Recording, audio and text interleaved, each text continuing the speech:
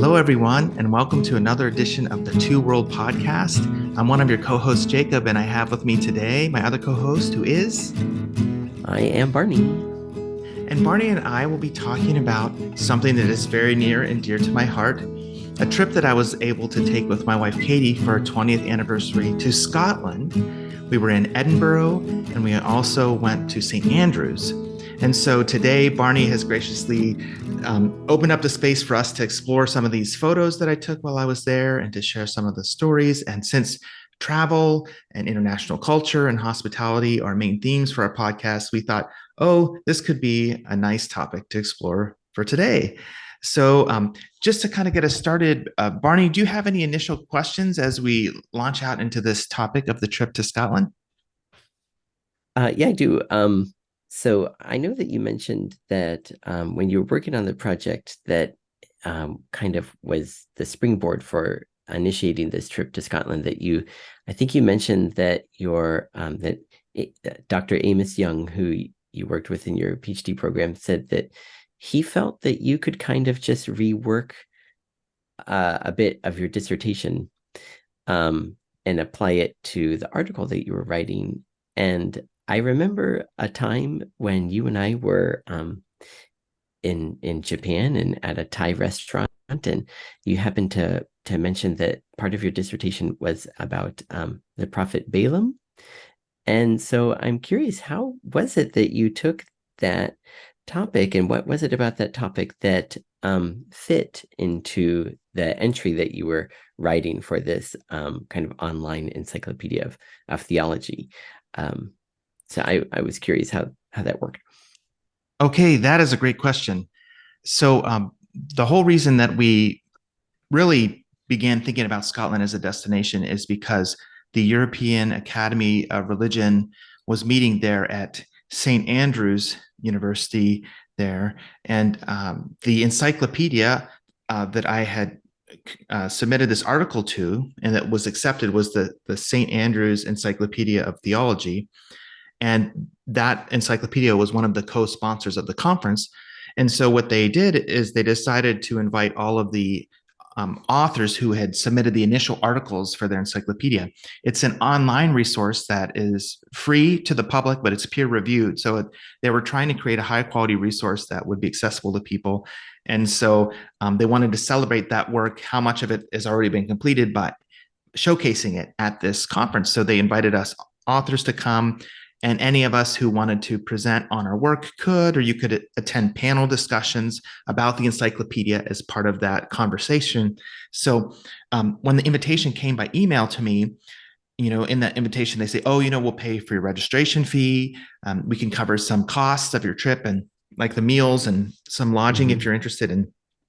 So I showed it to Katie, and she was so excited because we have talked about going abroad together as a couple, but we haven't ever done it yet. And as a student, she wanted to study abroad in Scotland and was actually planning to do that in Aberdeen. But her plane was going to leave on September 12th, 2001. And after September 11th happened, her mom wasn't comfortable, or her family in general, they weren't comfortable with her going on this study abroad trip. So she didn't end up doing that. So here we are this many years later.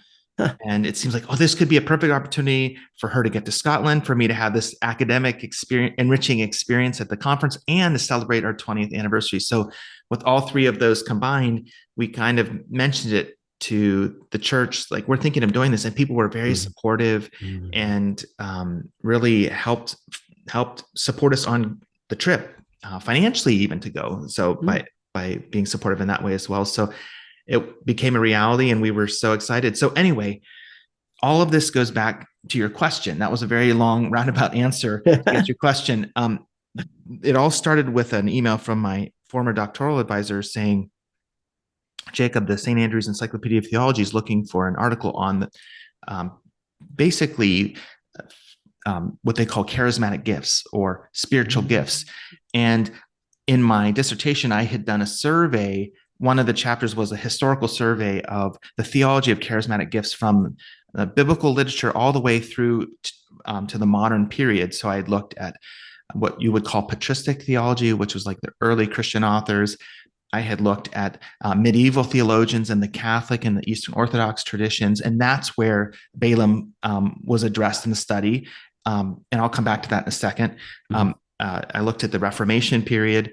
Then I looked at early English and American theologians like John Wesley and what was happening in America with the Pentecostal movement and William Seymour and the Azusa Street Revival, all the way up into the modern period and trends in modern Protestant, Catholic, Eastern Orthodox theology, ecumenical theology, global theology. And so in doing that broad survey, I was in a good place to write this article. Yeah. And it was really a journey because here I was working with my dissertation advisor again. He was working as more of an editor in the project. He wasn't going to be writing, but he would take what I submitted to him and he would give some suggestions about like the placement of this or that part. And he really helped me rework some of the structure of where I put things in a really intentional way that made it flow even better and had some really good suggestions for new additional authors to include. And that was immensely important because I finished my dissertation in 2010. And so in the past 13 years, more literature is coming out on that. So he was able to help me know where to look for that. So anyway, Mm-hmm. it was a wonderful experience to revisit that. And I didn't know that I was going to have that opportunity, but I was so delighted that I did. And to be able to do that with him was a real treat. And so as I put it together, I submitted it to St. Andrews and they were pleased and they came back with a few other suggestions, which were really helpful. And so we kept working. We refined it from the peer review process. And then I had an editor who was also working with getting the style and the formatting and the grammar all just tightened up because with it being published in Scotland, there's some slightly different conventions related to spelling or citations. So we got all that tightened up and then it was published online. So you can access it easily today just by going to St. Andrew's Encyclopedia of Theology online, look up the article on charismatic gifts, and boom, there you'll find the one that I had submitted. So it has me listed for the article, and then it says with Amos Young, who is my advisor because he helped do that editing work, which is so good. But anyway, your question about Balaam, that comes from a very specific part of my study. When I was looking at St. Thomas Aquinas in his Summa Theologia, he has a treatment of what he calls gratuitous graces. And so what he means by that are like there's certain types of grace that we think of as essential to salvation, which in his scheme was sanctifying grace. That is, in his sense, that which changes and transforms us and makes us helps us to become more like Jesus and how we live and have a transformed view of the world. But then there's another type of grace that he talks about called gratuitous grace, which is God's action or activity working through people in a way that something is accomplished, but it doesn't necessarily result in their personal transformation. And so the example of Balaam was cited because in the Old Testament, Balaam was this foreign prophet, I guess you would say, or foreign figure who goes to actually curse the nation of Israel.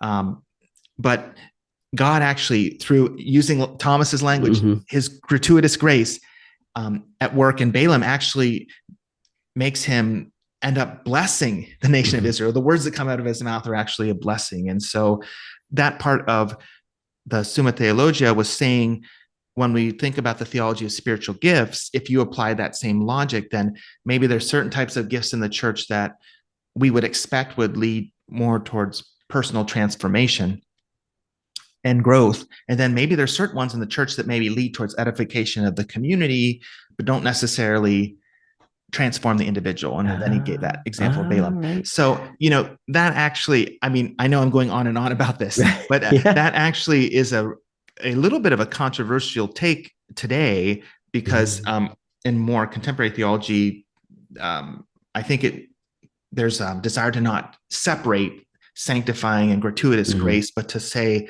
like there's great potential, even if a person doesn't realize it at the time when God is at work and they're doing something, that it can lead to their transformation, to not to do such a hard and fast distinction between those two. But at the time it was very interesting, and it still is an interesting interpretation of that Old Testament story. So Yeah. Um, yeah. So thank you for giving me a chance to talk about the academic part of the trip. Yes, yes, yes, And yeah. if you want, I can show you some pictures of the Hmm. conference. Oh, And right.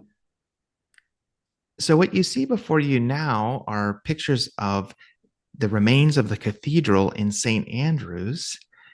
And it was really special to see these. This is the very first part of the town that we saw after we arrived. We put our things in our room where we were staying, and then we went out for a walk and we came by these ruins that are by the coastline there.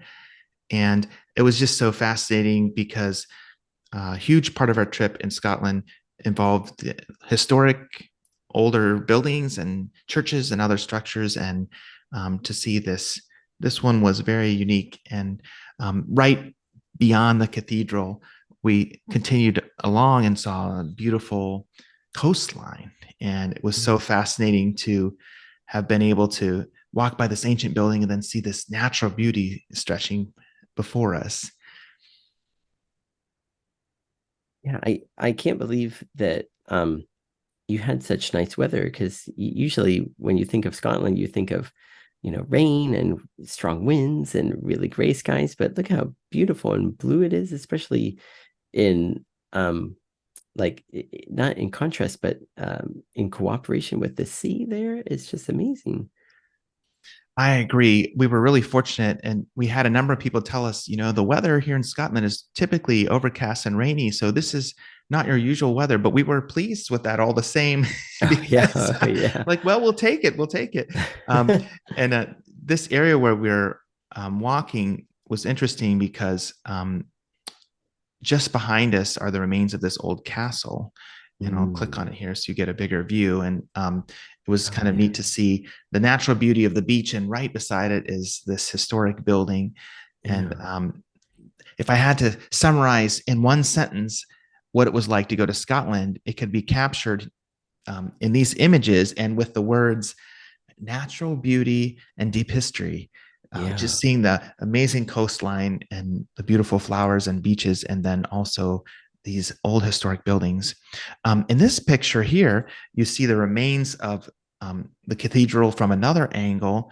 Hmm. And it's so interesting because we had read that a number of the stones from the cathedral, when it was destroyed, were used later to build other things in the city, like here at the St. Andrews Harbor.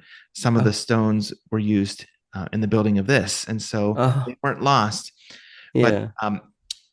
I had mentioned to you earlier when we had some problems with the sharing of the pictures of my mouse, so Barney and I Hmm. had to take a break. But I mentioned to him earlier that the cathedral was a really important part of St. Andrews and its economy hundreds of years ago, because St. Andrews was the main city, capital city of this kingdom of Fife.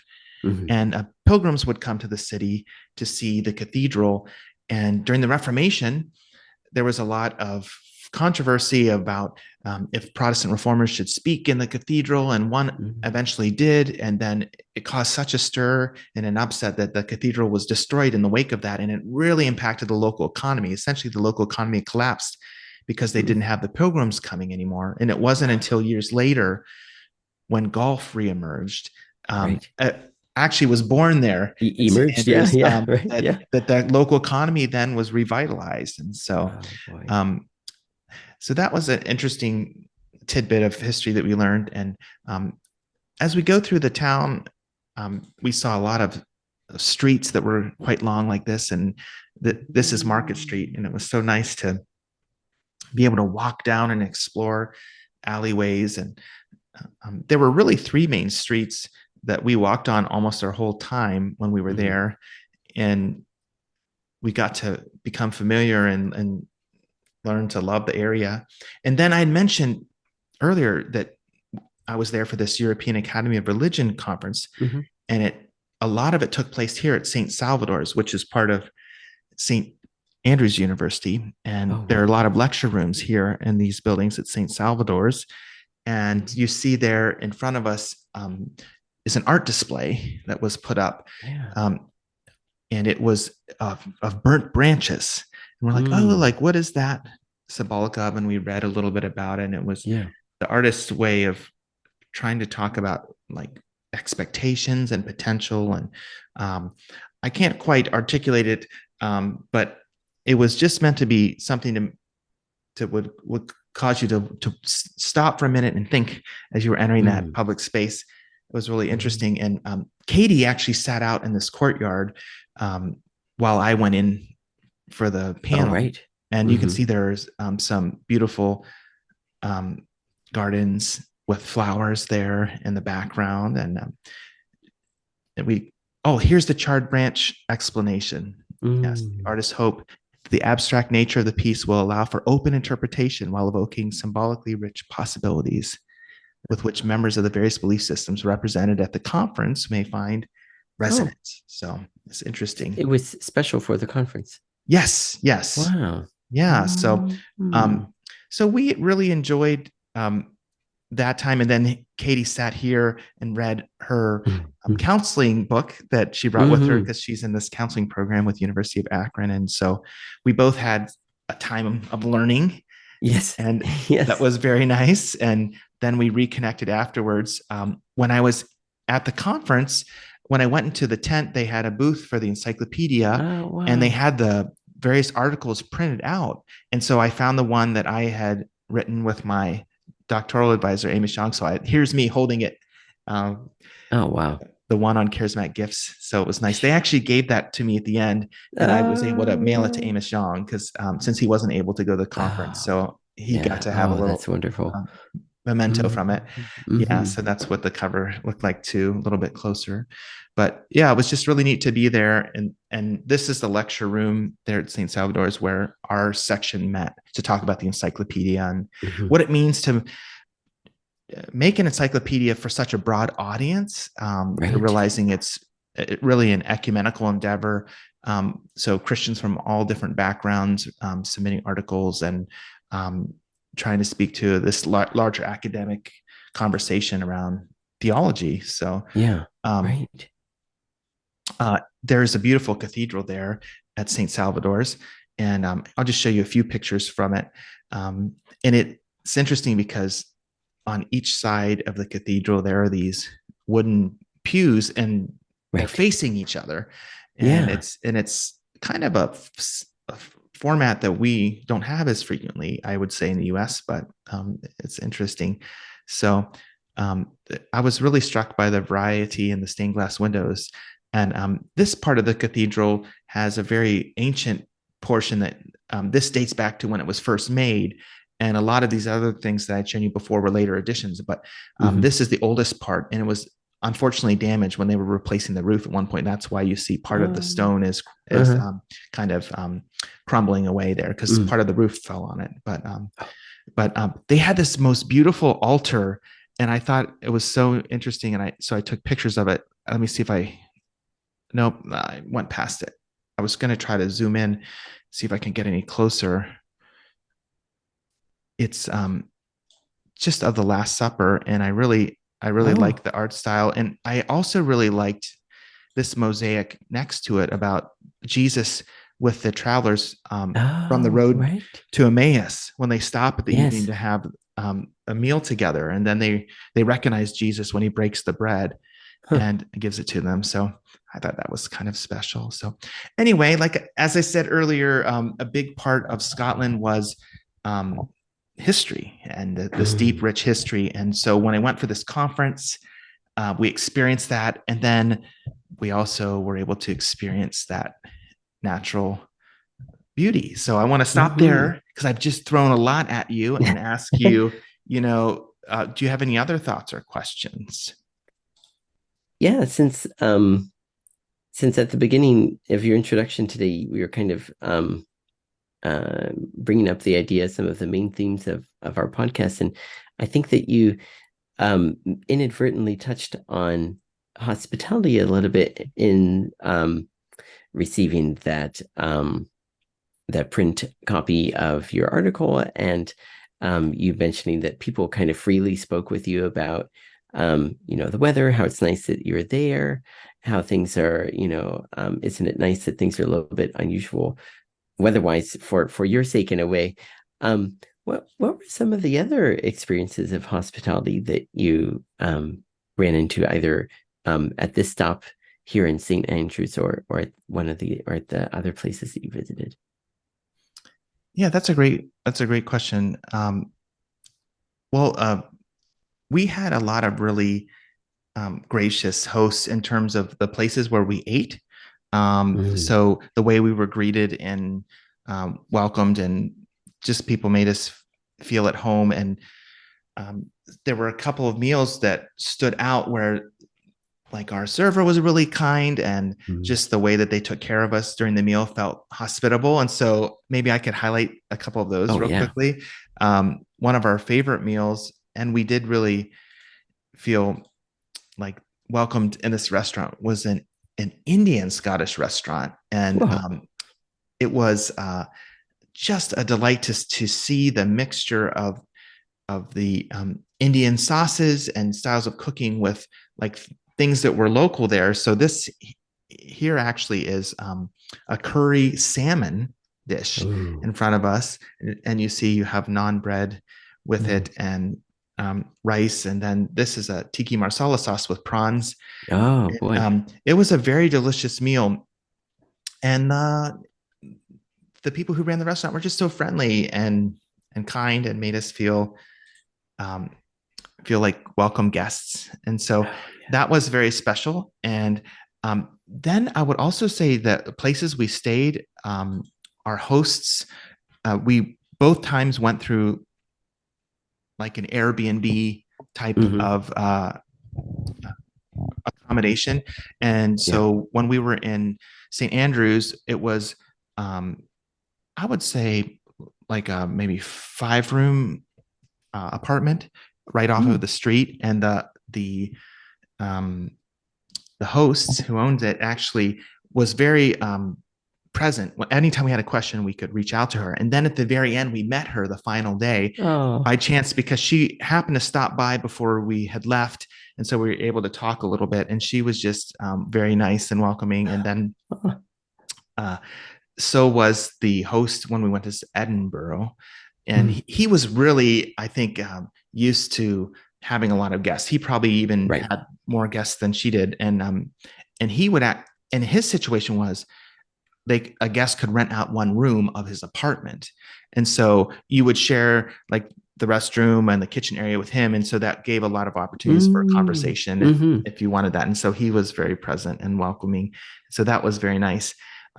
So the hosts there in our accommodations were friendly. And then related to the conference, there were Hmm. some really interesting moments of hospitality, interestingly enough, by fellow travelers. And when we first got Uh-huh. there, we were trying to figure out how to select the right bus to get us to St. Andrews from the Hmm. airport. And so we saw another person who was near a bus that we thought was the right one. And we asked him, and then he said, "Oh, yes, this one goes to St. Andrews." And then we got to talking, and it ends up he was coming from the Czech Republic to this conference.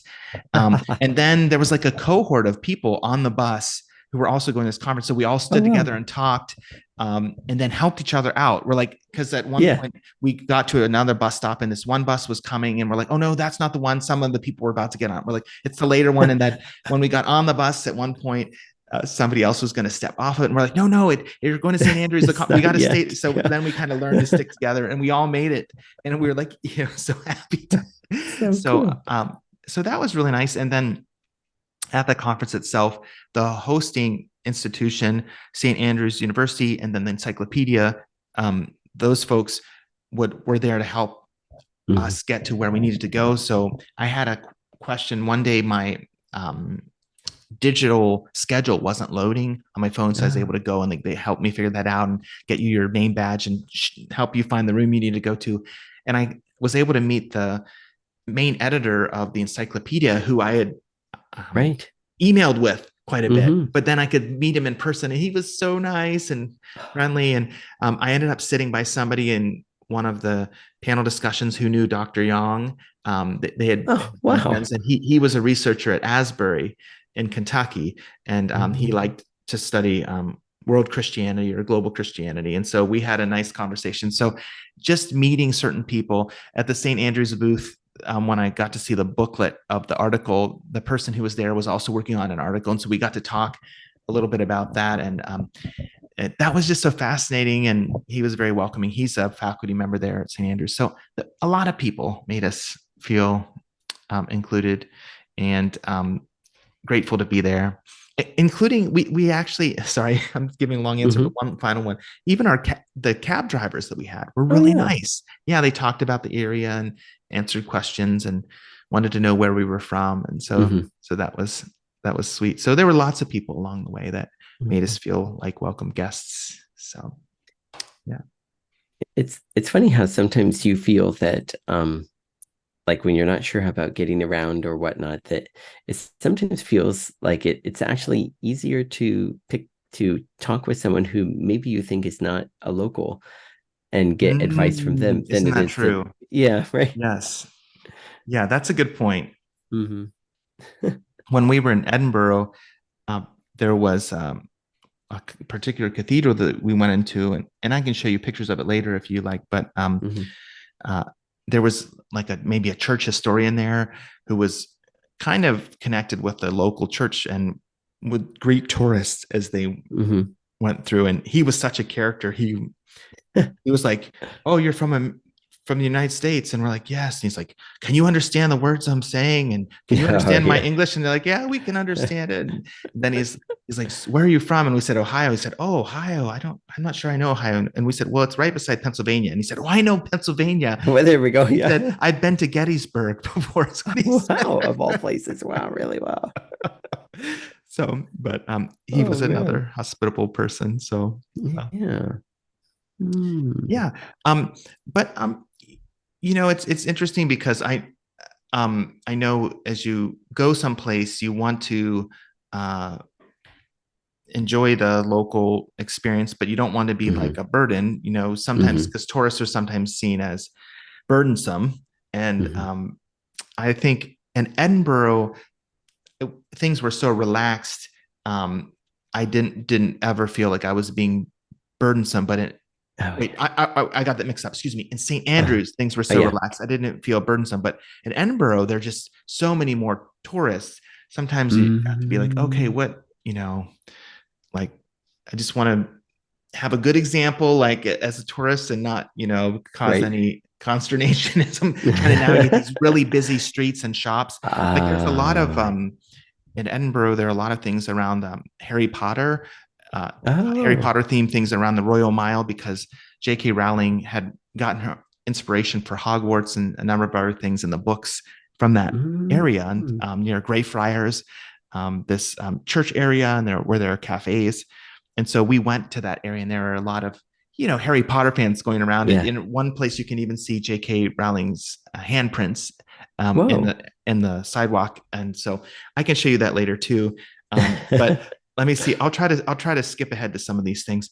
Um, Mhm. but um, but yeah, just when I'm going in places, trying not to be too rushed and um, be patient. And Mhm. I ran into another person who was visiting. He was from England, and he said, "Where are you from?" And I said, "I'm from the United States." And we were looking out from this high point in the city where Edinburgh Castle is, and Mhm. just looking out over the city, and we're both just like, wow. And he said, "It's so beautiful, isn't it?" And I said, "It really is." And he said something like to the effect, wherever you're from, you can always go somewhere else and discover something new that Oh yeah. really delights you. And I was like, that's so true. And it was kind of neat. Mhm. Two tourists connecting over the common experience of visiting, Yeah. this Oh yes. this other place. And yeah, Yeah. so I'm trying to scroll ahead to show you some of those moments. Your first stop on the trip was in St. Andrews or was it Edinburgh? Really, I mean, we flew into St. Andrews Airport, but we really just drove on a bus or rode on a bus to St. Andrews. So Uh-huh. it took us a couple hours by bus, but then once we got there, we Hmm. were located in St. Andrews for the majority of the time. Oh yeah. We did do a day trip to this small town called Crail, which is known Mm. for its pottery. And I have a few objects here that we bought when we were there. Ooh, Um, wow. Beautiful bowls. We got a Yeah. set of these for every person in our family to enjoy. Oh, yeah. And Oh, wow. The we shared rich an blues and episode greens. about coffee. We got these Yes. little coffee mugs, and we were able to get some other items for other friends and family. But um, Crail has a really beautiful cliff walk just along the shoreline there. And I was hoping maybe, if you don't mind, I could show you a few Oh, pictures of yeah. that. Oh, for sure. So let me share my screen again. And basically, when we first arrived there, can you see it now? Yeah. Oh, Okay. yeah. Wow. We walked along, and it's similar to some extent to what we saw along the Right. shoreline there at St. Andrews, but it has some really other unique features. And we were just so struck by the natural beauty there. Yeah. And we're able to sit at a bench, and whoever had dedicated that bench, they dedicated it to Granny, which was really sweet. Oh, Always there for her family and friends. Sit down oh, and have a wow. chat. Chat. Oh, that's so So nice. Oh, wow. that was kind of sweet. Hmm. Um, but yeah, as we went along, it was like one of those moments that that part of the trip felt like a real gift for the 20th Mm. anniversary aspect of the trip. Like for Katie and me Ah, to have yeah. an adventure and to reflect on our marriage and to be grateful for the years and things we've been able to do, just like that moment, what we were doing together then. And Mm. it reminded us of a cliff walk that we went on during our honeymoon in Rhode Island. We went in this cliff walk Mm. in Newport, Rhode Island. Um, I would say this one was more magnificent than the one we did in Newport, but it had the new one in Newport was also very amazing and Mm. memorable. So we were able to kind of compare that. So you're just, as I'm scrolling through these pictures quickly, you're just getting to see a lot of the vegetation and the homes and the path that went there by the cliff walk. And then as we walked further inland, we came to this place where they sold the pottery that I was Wow. just talking about. And then you can see Yeah. there a variety of the items that they made on display there. And so they even had some explanations about the artists and the process. And so anytime you go somewhere and they are known for something as a Yeah. specialty, an art or a craft or something, it's really nice to go and admire that. Um, and then we were able to walk along further in the town, and we were really amazed to see some of the homes had stained glass windows that were Whoa. themes of different things. And like this one, it has fish swimming. Wow. Um, and then um, we found another one that had boats out on the Yes. water. So with a kind Wow. of nautical theme, Yeah. stained glass windows, which was really neat. And then this one we really liked. In Scotland, they have a gray herring. It's similar Mm. to our blue herring, but Mm. it's gray in color, but the Mm-hmm. similar size. And so it was kind of Wow. neat to see that stained glass window of a gray herring. We saw a number of gray herrings, and that was Ah. quite impressive. And then we ate at this really nice place for lunch, the Beehive there, and got this wonderful salmon um, with the salad, and Man, then that a looks delicious. pistachio cheesecake. Oh, yeah. so Oh, wow. so we had a really good time there. So and one of the neatest things too, I don't know if you see this, a number of the homes had vegetation growing from them, including Mm-hmm. flowers and Mm-hmm. walls Oh, and wow. homes. And so it's nice to see that. We don't have that as frequently because maybe because many of our homes aren't made of ancient stone. I guess there I hasn't guess so. been given Yeah, I enough of a think so. chance for Yeah. things to take root in them. But anyway, it was kind of neat. But we went along and we found this spot to sit down by their harbor there in Crail, and we talked Mm. about the past 20 years of our marriage and what we might dream of could happen in the next 20 years if we have 20 more years or however much longer. And Yeah. it was a really special moment to sit there and talk Mm. about that. So yeah. So that was another destination, and I know I spent a lot of time with that one. But it left a big impact on us that time in Crail. And then the final part of our trip was spent in Edinburgh. Mm-hmm. And I might, yeah.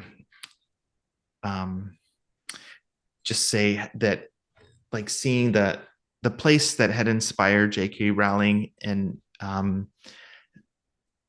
also seeing Edinburgh Castle was pretty neat too. To Although we thought it would be a little bit different than it ended up being. We thought it would be more ancient looking on the Mm, interior, but evidently, mm. since it's used by the royal family for certain events, it's more Oh, modernized than we would think, oh and so wow. it actually looked more like something from the 80s. So, so we're like, this is not what we were thinking, but Oh, no anyway, kidding. yeah. Mm. Uh, Yeah, so it's interesting. We started with you had the three purposes of this trip, or the three reasons why this trip made so much sense, for the academic aspect at the beginning, and then just now a little snapshot of celebrating your 20th, like a dedicated part of the trip for celebrating the 20th anniversary of your marriage. But of course, I'm sure that was sprinkled all throughout. How about from Katie's perspective? This was also something that she had hoped that she had been able to do. What were some of the highlights that she mentioned from, and how did she, was this her first trip overseas? And how were some of the things that she responded to, some of the things that like really spoke to her during the trip, or the process of traveling overseas in general?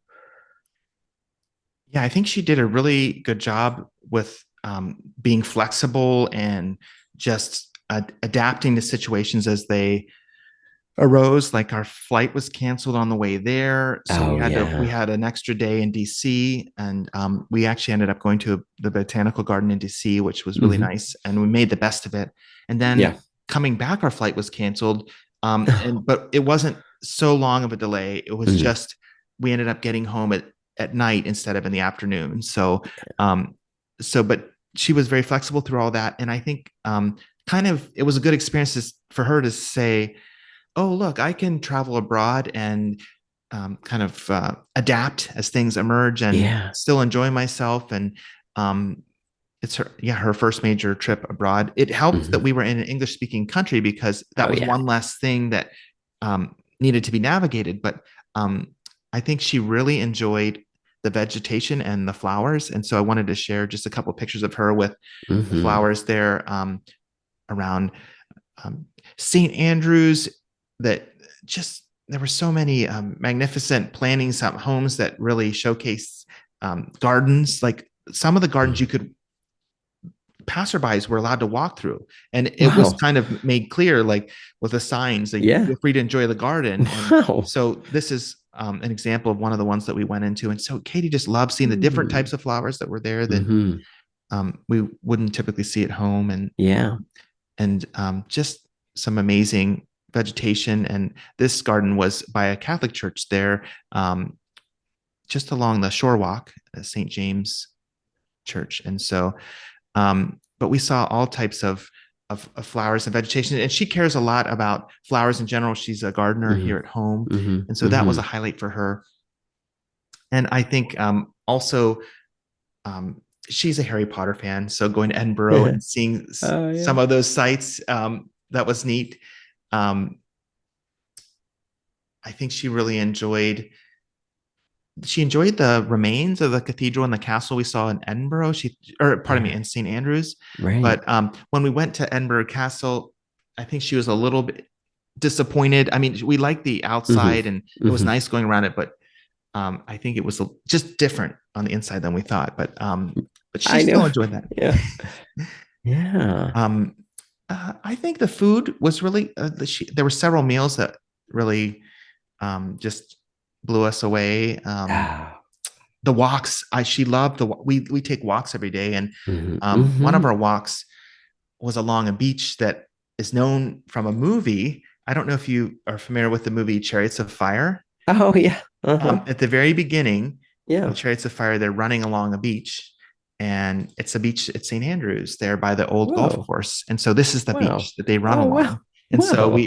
I'm showing a picture of it right now, and we were able to walk along that beach together. And we didn't do the da da da da Yeah, da yes, da yes, yes, song yes, da da yes, da da yes. da. Oh boy. I know. Da, da, da, da, da, da. But anyway, so we really enjoyed that. The walks, a number Oh, of wow. special walks. So Mm, yeah, I hope that gets to your question. I feel like the fact that I was going and spending part of the time at the conference, it right. wasn't like a burden for Katie because she was able to take things that she wanted to read and Mm, enjoyed that time in a beautiful place hmm. when we did that. And then we just had a lot of time together to walk and to enjoy delicious food and Yeah. to explore. So yeah. Yeah. That must have been nice in a way for her that she knew that you had something that like you intentionally needed to do and needed to be at, and it gave her that free time to have some time for herself and to look at things that she wanted to look at and just explore a little bit and not feel um like she had a schedule. She had that nice free time for her that she could really just do whatever she wanted. That's one of the, it's, you don't always necessarily get to have that type of a blessing when you're on a trip of any time. It's when you're with another person, and um it's it's fun because you don't necessarily, it's rare. On the other hand, it's rare that you intentionally, many of us intentionally plan trips on our own where we would Mm. only have that time. And then so to have this kind of best of both worlds must have been very nice for her in that way, I think. Oh, I think you're right. And another huge thing that I haven't mentioned yet is that our children were here back in Ohio when we were Mm-hmm. gone. Our oldest son, Micah, um, and our middle child, Aubrey, were so responsible. They watched our youngest, Hannah, while we were gone in Scotland. And it was amazing. We would call and check in a couple times a day, and they would say how they were doing. We made sure they had people from the local community giving them meals and checking in them Oh yeah, while we were nice. away. But they did a fantastic job. And what that enabled us to do was to go and have a lot more free time and space just for us as a Oh couple. yeah. And so, like you said, Katie knew I had certain things that gave her space. And then when I was with her too, we actually had extra space because there wasn't a need to try to figure out, oh, what are the meals that we have to have Mm-hmm. planned for the kids here in this Mm-hmm. time. And it gave us Mm-hmm. a lot more freedom when we would go for walks, where we would go and how long we'd spend there. Because Yeah. we didn't have to please five people. We only had to please two. So it True. was a lot Yeah. easier. So that was a really fantastic part. Um, and then Mm. could I share a few pictures from Edinburgh with you Oh of yeah. about Greyfriars, the area that had inspired, Mm-hmm. J.K. Rowling, and I thought it might be kind of neat to share a few other stories from that if I could. So um, just go ahead and share my screen here. Um, now let's see here. So Greyfriars is a church. It has a burial site, and there is actually a character, a real life dog who is really well known from that area called Huh. Greyfriars Bobby, and he was Huh. famous throughout this neighborhood. Uh, there was actually a movie, maybe even several movies made about him because he would come every day after his owner passed away and stay by the grave for a certain amount of time, and then would go along and kind of visit all the local shops, and people would give him scraps of food or had a Mm. little place for him to sit. And he was Mm. beloved so much so that after he passed, they remembered him by Oh. making a statue. And there's another statue of him along the street. And there's this tradition people have of rubbing the nose of the statue for good Mm-hmm. luck. And so the whole statue looks this bronze color, except for the Mm-hmm. nose, which is Yes. like shiny because it's been rubbed so Yeah. much. But Oh. anyway, this region, Greyfriars, is around this church, and the neighborhoods around it have cafes, and there J.K. Rowling had written some of the Harry Potter books in them. And so there were some shops, of course, Mm. dedicated to that. And I don't know if you can see in some of these pictures the wands Yeah. and some of the Harry Potter paraphernalia. Like Mm. this is from one of the movies, the book, the monster Oh book. yes. And so in the movies, it kind of, the book Chomps. itself is Yeah. like a monster. So it's kind of fun to see that book covered with hair with little fangs popping out. And then the ceiling had this giant creature, part of it Oh yeah. sticking out. So there were some things that kind of reminded me of Harry Potter World at Universal Studios, some things like that. Mm. But then we went and after we saw that, we went up to the Royal Mile, which is this area that stretches from lower in the city all the way up to the castle and Borough Mm. Castle. And there are a lot of interesting businesses and shops along the way, but there's this beautiful cathedral, St. Giles Cathedral. Oh, And I wow. just wanted to share that with you because we went in 2 times, and each time we were so struck with a sense of awe and of beauty that we would remain in there and just sit in there, Oh, yeah. Oh, wow. for like um, sometimes like a half an hour or Oh, more. So this is the outside of St. Giles, and as you go in, you see these beautiful, the beautiful yeah. Oh, work wow. around the entryway there, the intricate carving of that stone entryway. And then you go in, and then there's so much going on. Like you have the stained Mm. glass windows, but then the ceiling has this beautiful blue Yeah. with this very Wow. geometrically designed shape to it. Um, and as you walk along, there are tapestries. There were these beautiful tapestries that were green, this really nice green Mm. color, and I'll show those to you in just a moment. Um, and then there were a variety of different art styles with the stained glass windows, which we thought was interesting. It Mm. wasn't Mm-hmm. uniform. It was just Mm-hmm. maybe from the different eras that they had been updated. But Yeah. um, so this was one of our favorites. So you see the two green tapestries to the right and left. Oh, And then yeah. as you zoom in on the picture, it might be a little hard to see, but it's the story of Jesus calming the storm. The Yeah. top part of the panel, you see him raising his arm, and then the bottom panel is the calm water. And Right. so we just really enjoyed looking at that one in particular. And the art style is a little bit more of a modern art style for that Right. one, which is so interesting. Um, So we really appreciated that. Um, and then I wanted to show you, if I can, some things with the ceiling. mm. So I just think that is so fascinating. That the blue and the white beams and those like gold accents Oh, on the yeah. ceiling.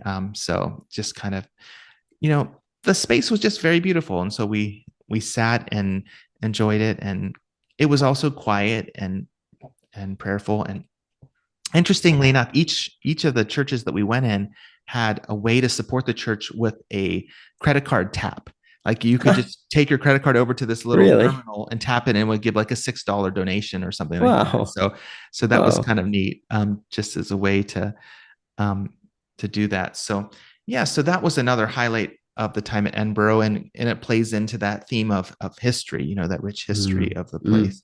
Um, so and then I had mentioned J.K. Rowling's handprints, and so Mm. Mm. there they are. It kind of reminded me of in Hollywood, like the Yeah. the Yeah. stars, the Right. Right. famous Right. movie Right. stars, Right. how they have their Hollywood star. So yeah, Mm. um, so those were two really interesting things. And then we really liked this one garden that was near there, St. Anne's, or the Princess Street Garden, excuse me. And they had this floral clock. And Oh, one wow. morning we came, and there was a man who was trimming the little tiny petals of the flowers around some of the Oh, flowers. wow. And he had a ladder, and it was extending over it. And he was laying on the ladder, reaching down, trimming it. It was Oh. just Oh. amazing to see him work and realize Wow. how much goes into that. But it was supposedly one of the world's oldest floral clocks. So Wow. Yeah. yeah, Oh, man. yeah. What a Um, concept. so maybe just one final thing I would show is inside the uh, Edinburgh Castle, if that's okay. Hmm. Um, Yeah. oh, maybe I should mention this too. When we were in the city, there were a lot of people what they call busking, which is Oh, performing yeah. on the street with Hmm. like musical instruments for tips. And Hmm. so this is one example of somebody who's busking. He has the Whoa. full traditional Scottish Yeah. garb on, and he's playing bagpipes. But then there were guitarists, and there were Mm. people playing violin, and so that was kind of interesting to see buskers. Do you ever see any people busking in Japan? Is that a thing or not so They much? are not necessarily there for money. But yeah, Okay. around the big outside of the big train stations, Okay. yeah, you'll see a number of people who are giving like not necessarily concerts, but playing their music, hoping to be recognized for their talents and Mm. hoping that someone, they'll draw enough attention that maybe they can parlay that into something a bigger step, the next step. And it has worked for a few different bands that got their start that Mm. way, just outside the sidewalk, outside of stations. Enough people realized that, yeah, this music's my kind of music. Wow. But That's yeah, cool. not, yeah, more as a way to display their music than to try to make a living out of it, just something for them to do um, Okay. because of their love of music. Yes. Hmm. Um, well, I just going to show you. This is the Edinburgh Castle. And Oh, I yeah. wanted to show you like the outside so you get the sense of like the majesty, seeing the stone. Yeah. Wow, that looks very old. And then we're Mm-mm-mm-mm. thinking, okay, what's it going to be like to go in? So here we Yeah. are, Oh, yeah, really. getting Yeah. closer. Now we're going to go in the Great Hall. It must be this Oh, yeah. Oh, wow. From huge stone room, 1503. right? Yeah. Yeah. I mean, that it is a neat hall. I mean, I don't mean to make it sound like Uh-huh. too Right. negative, but we just saw Right. this Right. wood, like it would look like wood paneling and Uh-huh. the that kind of reddish orange color, and we're like, oh, it just seemed underwhelming to I know. us. Yeah. I didn't know that's how they decorated all the way back then, Uh, even. Yeah. but anyway, but it was fascinating to do that. Mm. And Hmm. one nice thing about being up there is you did have a really good view of the city. And maybe I'll see if I can just do one more picture so you can get what it looks like when you're looking out over the city. Um, so yeah, here's a view from the top. So you could look out over and see pretty Mm. far. It kind of reminded me of the Sky Tree in Tokyo. When you go up there, you Yeah. get this Right. Yeah. kind of broad view looking around. And then they had a little explanation, like Oh, plaque sure. of like some of the major buildings in the city you could look at. Mm-hmm. So yeah, so that was that view, that I Mm-hmm. talked about. Mm-hmm. There was another tourist who was like amazed by the view. It was one of these types of sites where you're looking out over the city, and Mm-hmm. it's pretty amazing. So thank you so much for being willing to look at all Oh, these yeah. pictures with me, Barney. Oh, Um, yeah. It's a really delight. Yeah, and hear really all these interesting stories. And um, I love the comment you shared, that wherever you're traveling, near or far, there's something neat to be experienced by mhm. this new place that you go to. Yeah, Yes. and wow, all the neat things Yeah. that you could share today too was really fulfilling. Thank you. Thank Hmm. you. I think it's interesting when you travel. Sometimes, obviously, it exposes you to new things and new ideas, and it increases your view of the world. But it can also help you appreciate what you already have at home as well. And I Mm-hmm. think the ability to return home after this trip and just hug our kids and sleep in our own beds, and Mm-hmm. Mm-hmm. it was just a good reminder to be grateful to like where we are now, Mm-hmm. and to put that alongside the delight we took in experiencing a new place. And so it does make us want to travel again. I don't think Oh, it was good. as big of an emphasis before this trip. I mean, I had kind of hoped we could go abroad as a couple, but we hadn't talked about it um, too much. But now Mm-hmm. that we've taken this trip, we have like some other things lined up that we're like, we really want to go to France together, because I Mhm. was a French minor in school, Oh, and yeah. Katie had studied French, and I visited there a few times, and like would love to go to Oh, a yeah. few specific places with Katie. And so she really likes that idea. So maybe someday we'll go to Mm. France, hopefully.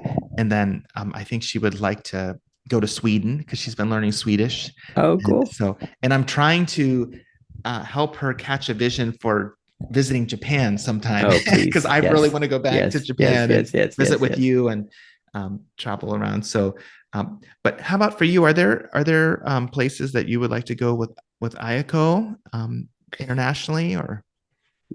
Yes. I have not really been to Europe. I've been to Germany twice, but that's about it. And it's always been my dream to do like agricultural tourism.